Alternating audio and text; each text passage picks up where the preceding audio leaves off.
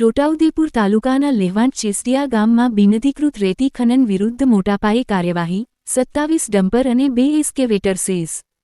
છોટાઉદેપુર જિલ્લાના ઓરસંગ નદીના કિનારે આવેલા ગામોમાં સફેદ રેતીનું મૂલ્યવાન ભંડાર હાલ પણ રેતી માફિયા દ્વારા જિલ્લામાં અનેક જગ્યાએ બિનઅધિકૃત રીતે ખનન થઈ રહ્યું હોવાના કિસ્સા સામે આવે છે। આવો જ એક કિસ્સો સામે આવ્યો છે જેમાં અધિકારીને વારંવાર જાણ કરવા છતાં પણ કોઈ પગલાં ન લેવાતા તારીખ 14 મે 2025ના રોજ લેવાંટ ચેસ્ટિયાના ગ્રામ્યજનો દ્વારા જનતા રેડ કરી અને ગામ લોકો કરેલ ફરિયાદને આધારે જિલ્લા ખાણ અને ખનીજ વિભાગે કાર્યવાહીની શરૂઆત કરી હતી।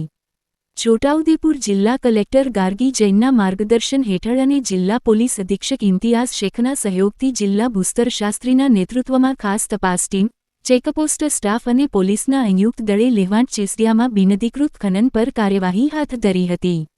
લોકોમાં ચર્ચાનો વિષય બન્યો છે કે જનતા રેડ કરી આટલું મોટું કૌભાંડ ખાણ ખનીજ ખાતાના અધિકારી અને રેતી ખનન માફિયાની મિલીભગત હોય તો જ આટલું મોટું કૌભાંડ ચાલી રહ્યું હોવાના ગામ લોકોએ આક્ષેપો પણ કર્યા છે। આ કાર્યવાહી દરમિયાન રેતી ખનનમાં સંડોવાયેલા કુલ 27 ડમ્પર અને 2 એસ્કેવેટર મશીનો સીઝ કરવામાં આવ્યા છે, જેમાંથી 10 ડમ્પર રેતીથી ભરેલા હતા, જ્યારે 17 ડમ્પર ખાલી હાલતમાં મળ્યા હતા।